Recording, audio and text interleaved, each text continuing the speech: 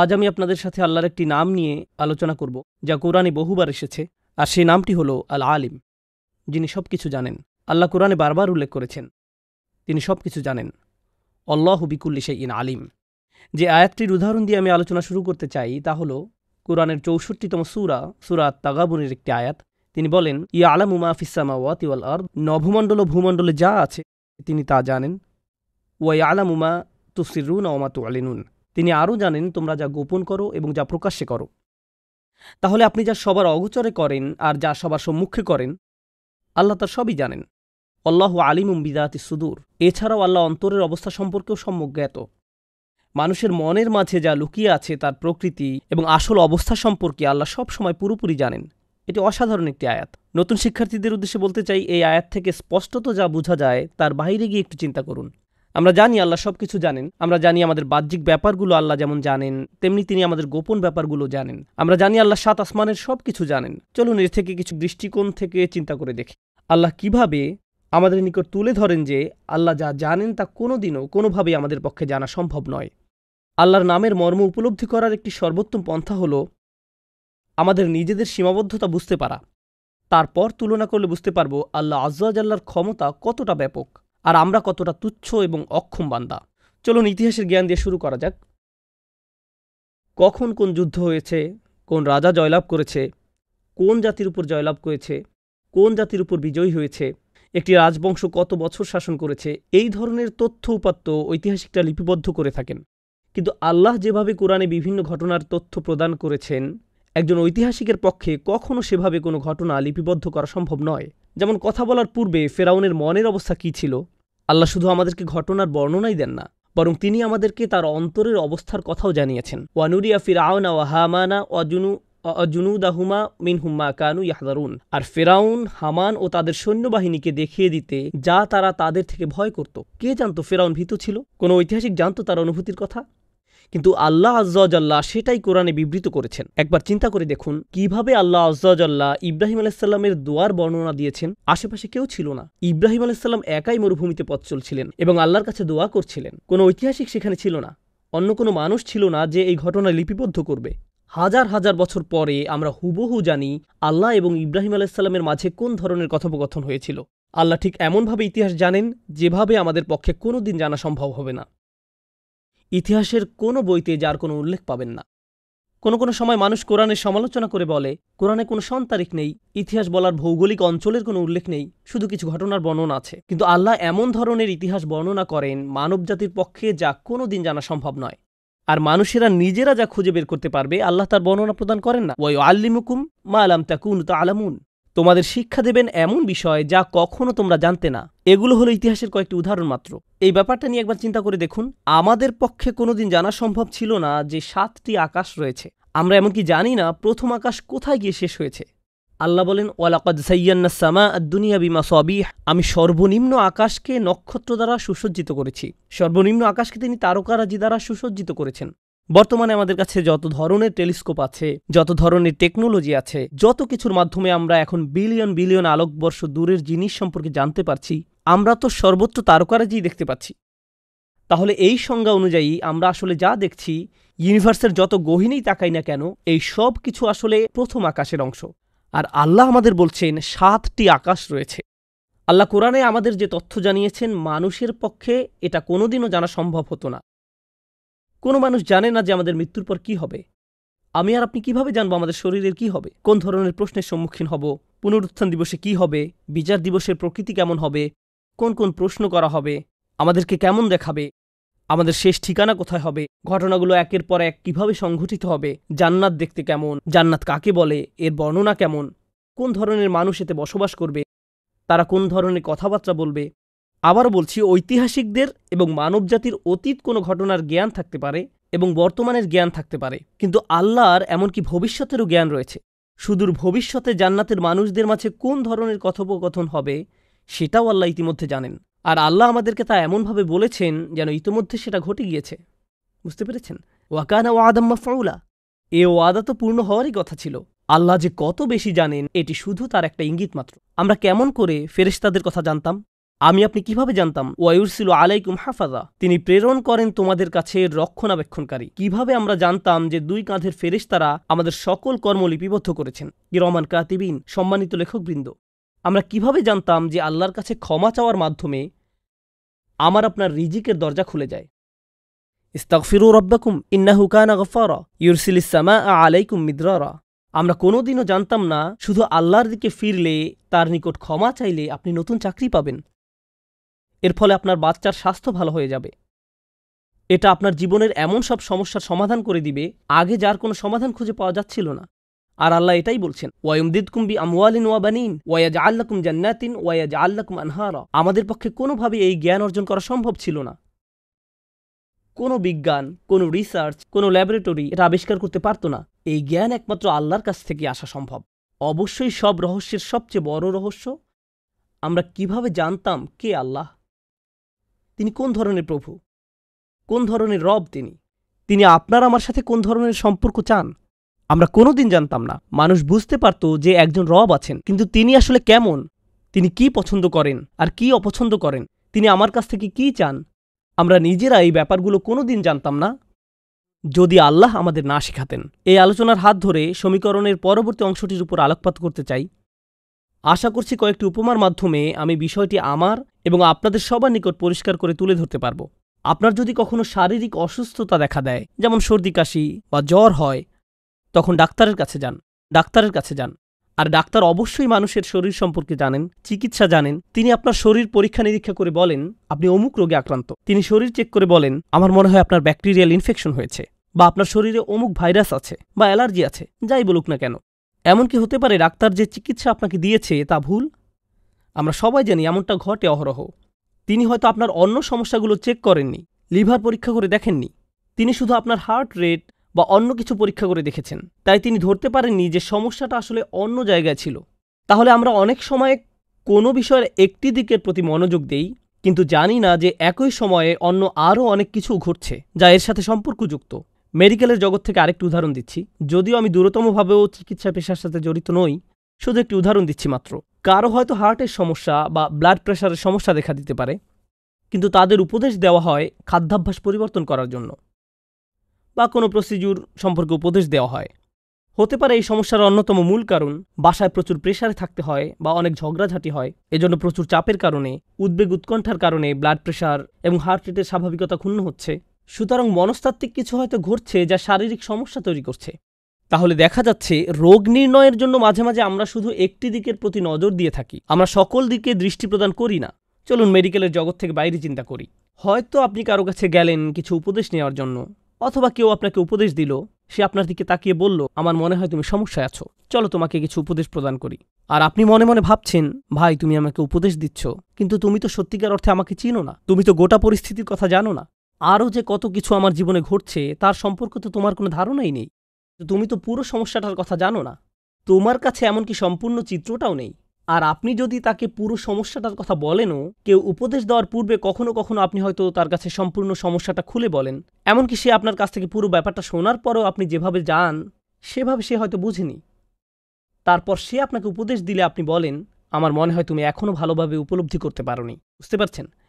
তাহলে এমনকি কেউ যদি কখনো আমাদের উপদেশ দিতে চায়, উপদেশটা হয়তো আমাদের সমস্যার পরিপূর্ণ উপলব্ধির উপর ভিত্তি করে নাও হতে পারে, আর ব্যাপারটা হতাশা তৈরি করতে পারে, কারণ আমি যা বোঝাতে চাচ্ছি সে তা বুঝতে পারছে না।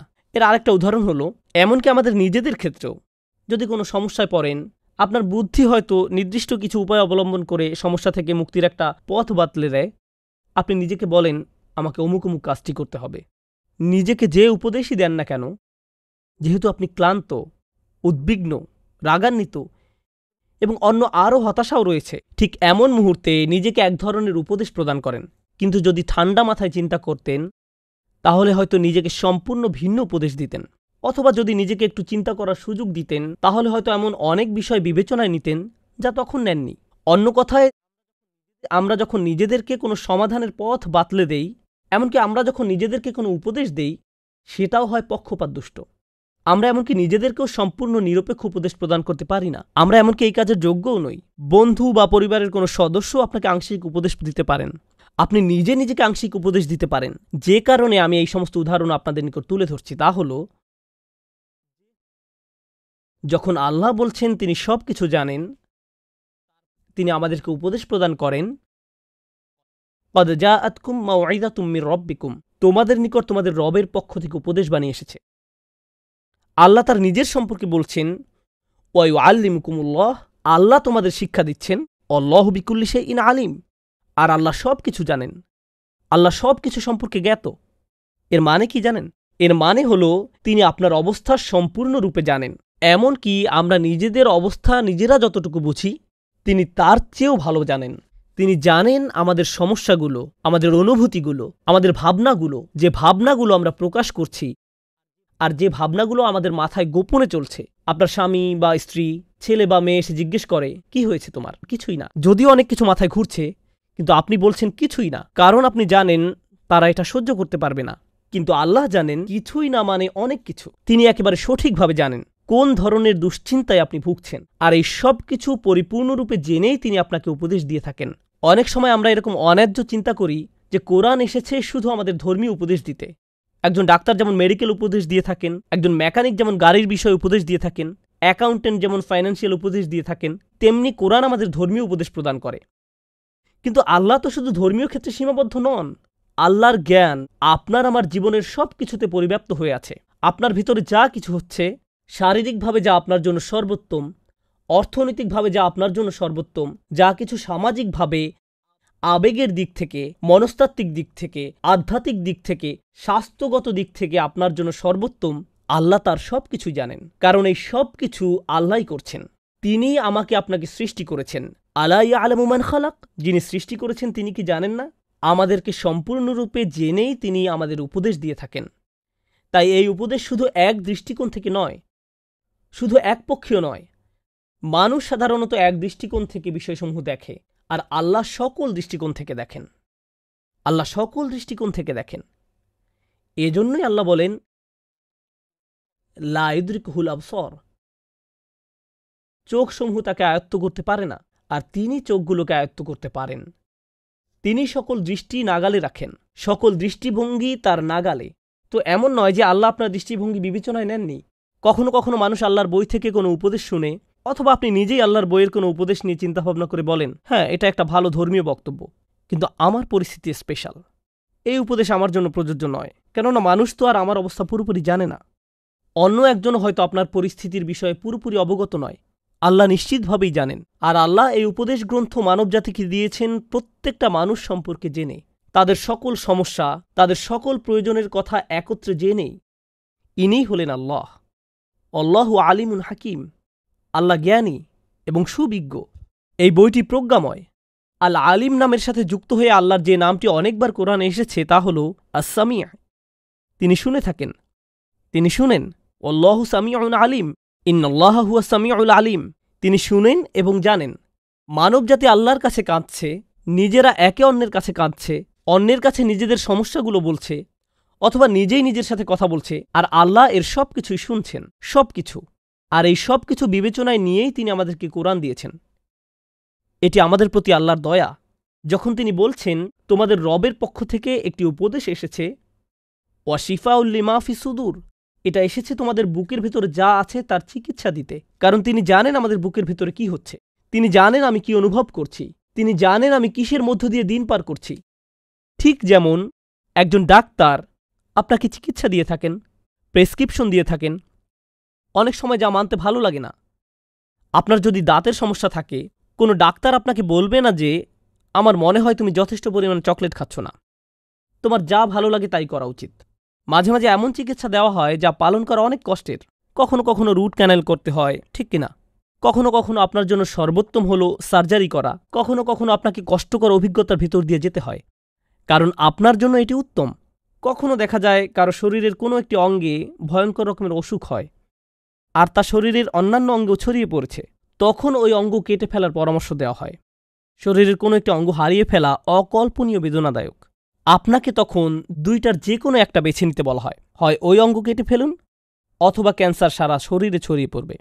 তাহলে কখনো কখনো খুবই কষ্টদায়ক পরামর্শ দেওয়া হয়, আপনাকে কষ্ট দেওয়ার উদ্দেশ্যে নয়, বরং ধ্বংস থেকে বাঁচানোর জন্য, মহা ক্ষতি থেকে রক্ষা করার জন্য। আসা আন তুহিব্বু শাইআন ওয়া হুয়া শাররুল লাকুম, কোনো জিনিস আপনার দারুণ পছন্দ কিন্তু এটা আসলে আপনার জন্য ভালো নয়। আন তাকরাহু শাইআন ওয়া হুয়া খায়রুল লাকুম, এমনও হতে পারে কোনো জিনিস আপনি অপছন্দ করেন কিন্তু এটা আসলে আপনার জন্য উত্তম। কোনটা আমাদের জন্য ভালো আর কোনটা ভালো নয় আমরা তা দেখি বা না দেখি, আল্লাহ তার জ্ঞান থেকে আমাদেরকে উপদেশ দান করেন। তিনি আমাদের সাথে কথা বলেন, আমাদেরকে শিক্ষা দান করেন। আল্লাহ বলেন ওয়াত্তাকুল্লাহ ওয়া ইউআল্লিমুকুমুল্লাহ, আল্লাহ সম্পর্কে সচেতন থাকো এবং আল্লাহ তোমাদেরকে শিক্ষা দান করেন। এই বিষয়ে সর্বশেষ যে কথাটি বলতে চাই তা হলো ভালো এবং মন্দের তফাত। আল্লাহ মানবজাতির সকলকে ভালো এবং মন্দের মাঝে পার্থক্য করার জ্ঞান দিয়ে সৃষ্টি করেছেন। যে ধর্ম থেকে আসুন না কেন, যে সংস্কৃতি থেকে আসুন না কেন, আপনি জানেন মিথ্যা বলা খারাপ, আপনি জানেন প্রতারণা করা ঠিক নয়, আপনি জানেন চুরি করা ঠিক নয়, আপনি জানেন কাউকে কষ্ট দেওয়া ঠিক নয়, আপনি জানেন এতিমকে ধাক্কা দেওয়া ঠিক নয়, আপনি জানেন অসহায়ের প্রতি অত্যাচার করা ঠিক নয়, আপনি জানেন কাউকে অপমান করা ঠিক নয়, আপনি জানেন এগুলো খারাপ। বিশ্বের যে প্রান্তে আপনি বাস করেন না কেন, যে সংস্কৃতি থেকে আসেন না কেন, আল্লাহ এই ব্যাপারটি মানুষের প্রকৃতিতে সেট করে দিয়েছেন। আমরা এই পৃথিবীতে আসার পূর্বেই আল্লাহ আমাদের ভেতরে এটা প্রোগ্রাম করে দিয়েছেন। সুতরাং এটা সার্বজনীন। কিন্তু এর বাহিরেও এমন অনেক বিষয় আছে যেগুলো সম্পর্কে আমরা কোনো দিনও জানতাম না, যে ব্যাপারগুলো ভালো নাকি মন্দ। মৌলিক কিছু নৈতিকতা রয়েছে যেগুলো সম্পর্কে সবাই জানে, কিন্তু এর বাহিরে কোনটা ভালো কোনটা মন্দ আমরা কোনোদিনও জানতাম না। আমি কোনোভাবেই জানতে পারতাম না যে হিংস্র প্রাণীর গোস্ত খাওয়া ঠিক নয়। আমি কোনোভাবেই জানতে পারতাম না নির্দিষ্ট কিছু প্রাণীর মাংস খাওয়া ঠিক নয়। আমি কোনোদিনও জানতে পারতাম না যে দিনের সুনির্দিষ্ট কিছু সময়ে আমার জন্য নামাজ পড়া উত্তম, 5 ওয়াক্ত নামাজ, খুবই নির্দিষ্ট সময়ে, ঠিক কিনা? আমার পক্ষে কোনোভাবেই জানা সম্ভব ছিল না যে এটা আমাদের জন্য সর্বোত্তম। আমি কোনোভাবেই এটা জানতে পারতাম না। অতএব ভালো মন্দের পার্থক্যের ব্যাপারে মানুষের কিছুটা জ্ঞান এমনিতেই আছে, কিন্তু আল্লাহর রয়েছে এর পরিপূর্ণ জ্ঞান। তাই আল্লাহ যখন আমাকে আপনাকে বলেন অমুক কাজটি করা ঠিক নয়, এবং যখন আল্লাহ আমাকে আপনাকে বলেন অমুক কাজটি করা ঠিক, তখন আমাকে আপনাকে আমাদের জ্ঞানকে, যা আমাদের নিকট ঠিক বা বেঠিক মনে হয়, একদিকে সরিয়ে রাখতে হবে। যে আমাদের পক্ষে যত কিছু জানা সম্ভব তার চেয়ে আল্লাহ বেশি জানেন। আল্লাহ হলেন আল আলিম, আল্লাহর কাছেই সকল জ্ঞান। আর আল্লাহ জানেন সঠিক কাজটি আমাদের জন্য সব সময় উত্তম। আমরা মনে করি আল্লাহর উপদেশ শুনলে আমাদের কষ্টে পড়তে হবে। প্রকৃত ব্যাপার হলো অনেক সময় আল্লাহর কথা শুনলে আসলেই কষ্ট পেতে হয়। এটা জীবনের একটা বাস্তবতা। আল্লাহর কথা মান্য করলে কখনো কখনো অসুবিধায় পড়তে হয়, আরামে নয়। সবচেয়ে সেরা যে মানুষেরা আল্লাহর উপদেশ শুনেছিলেন তারা ছিলেন নবী রাসূলেরা, আর তাদের জীবন ছিল সমস্যায় পরিপূর্ণ, ঠিক কিনা? তাহলে আল্লাহর অনুসরণ করলে সমস্যায় পড়তে হবে, কিন্তু সেই সমস্যা আপনার জন্য অগণিত গুণে উত্তম যে কোনো সহজতার চেয়ে যেটা আল্লাহর অবদ্ধতা করলে হয়তো আসতে পারে। এটা সত্য। সত্য হলো যদি আপনি তার কথা না শুনেন এবং সহজ কোনো উপায় নিজের জন্য খুঁজে নেন, তখন আপনার হয়তো মনে হতে পারে আপনি ভালো আছেন, নিরাপদে আছেন, এটা আপনার জন্য উত্তম। আপনি নিজেকে মিথ্যা প্রবোধ দিতে পারেন, কিন্তু সত্য হলো আপনি নিজেকে ধ্বংসের দিকে ধাবিত করছেন, এবং আমিও নিজেকে ধ্বংসের দিকে ধাবিত করছি। আমি দোয়া করছি আল্লাহ সবকিছু জানেন, এর দ্বারা আসলে কি বোঝায় তা যেন আল্লাহ আজ্জা জাল্লা আমাদের অন্তরের অন্তঃস্থল থেকে উপলব্ধি করার সামর্থ্য দান করেন। আর এই জ্ঞানের উপর ভিত্তি করে আমরা যেন সহজে তার উপদেশের প্রতি আস্থা রাখতে পারি। বারাকাল্লাহু লি ওয়া লাকুম ফিল কুরআনিল হাকিম ওয়া নাফা'নি ওয়া ইয়্যাকুম বিল আয়াতি ওয়াজ যিকরিল হাকিম।